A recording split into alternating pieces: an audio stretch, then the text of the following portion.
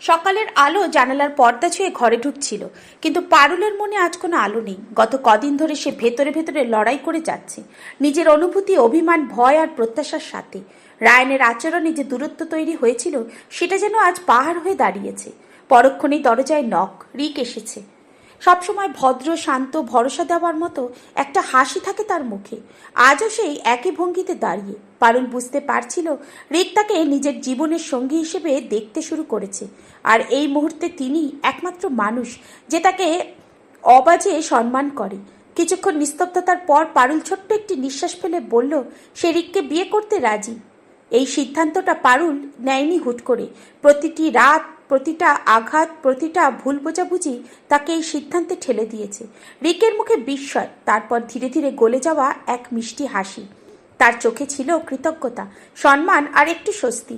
কিন্তু এই মুহূর্তটা রায়ান দূর থেকে দেখছিল। দু চোখ ভরে তীব্র ধাক্কা লেগেছিল তার ভেতরে। রায়ানের বুঝতে বাকি রইল না, যাকে এতদিন ধরে সে গোপনে ভালোবাসা দিয়ে আগলে রেখেছে, তাকে সে নিজেই নিজের অপরাধবোধ আর চুপ থাকার কারণে হারিয়ে ফেলছে। পারুল রিকের সঙ্গে কথা বলছে, এই দৃশ্য রায়ানের সহ্যের বাহিরে চলে গেল।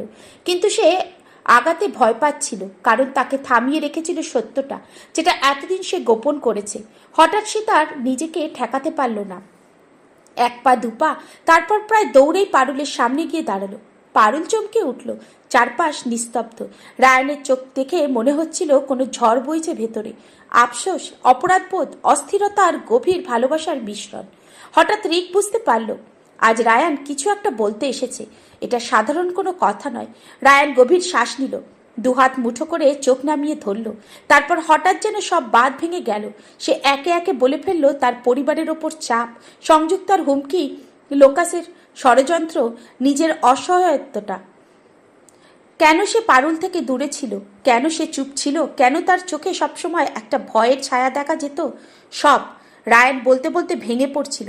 এটা কোনো নাটকের দৃশ্য নয়, এ যেন তার আত্মার ভাঙার অংশ ফিরে পাচ্ছে। পারুল নির্বাক। এই সত্যটা সে কখনো কল্পনাও করেনি। সে ভেবেছিল রায়ান দূরে গেছে অবহেলায়, কিন্তু সত্য হলো সে দূরে গেছে ভয় আর যন্ত্রণায়। পারুলকে নিরাপদ রাখতে, কষ্ট থেকে বাঁচাতে।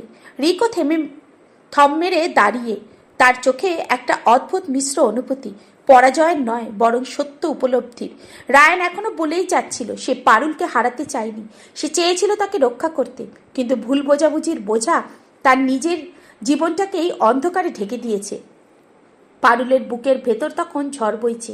সে বুঝতে পারছিল রিকের সাথে জীবনটা শান্ত হতে পারে ঠিকই, কিন্তু রায়ানের সাথে তার হৃদয়ের একটা অদৃশ্য বন্ধন আছে, যে বন্ধন যতই ভাঙাও ততই গভীর। পারুলের হাতে তখনও রিকের আংটির বাক্স। বাক্সটা খোলা, আর ভেতরে রিজার্ভ একটা ভবিষ্যৎ। কিন্তু চোখের সামনে রায়ান, যার চোখে এমন সত্যি, এমন কাঁচা আবেগ কখনো দেখেনি। দীর্ঘ নীরবতার পর পারুল ধীরে আংটির বাক্সটা বন্ধ করলো। রিক কিছু বলল না, সে শুধু মাথা নিচু করে পিছিয়ে দাঁড়ালো, কারণ সে বুঝে গেছে আজ সিদ্ধান্তটা আর তার হাতে নেই। পারুল এগিয়ে গেল না, পিছিয়েও গেল না, সে শুধু ঘর থেকে বেরিয়ে গেল মাথা নিচু করে। তার হাঁটার শব্দটা করিডোরে প্রতিধ্বনিত হচ্ছিল। পেছনে দাঁড়িয়ে রায়ান তাকিয়েছিল সেই একমাত্র মানুষটির দিকে যে তার জীবনটা বদলে দিতে পারে। আজ পারুল কোনো কথা বলেনি, কিন্তু তার নীরবতাই বলছে সে এখন ভেতরে ভেতরে লড়ছে, ভালোবাসা আর নিরাপত্তার মাঝে, অতীত আর ভবিষ্যতের মাঝে, রিক আর রায়ানের মাঝে। আজকের এই পর্ব এখানেই শেষ, কিন্তু পরের সিদ্ধান্তটাই বদলে দেবে তিনজনের জীবন।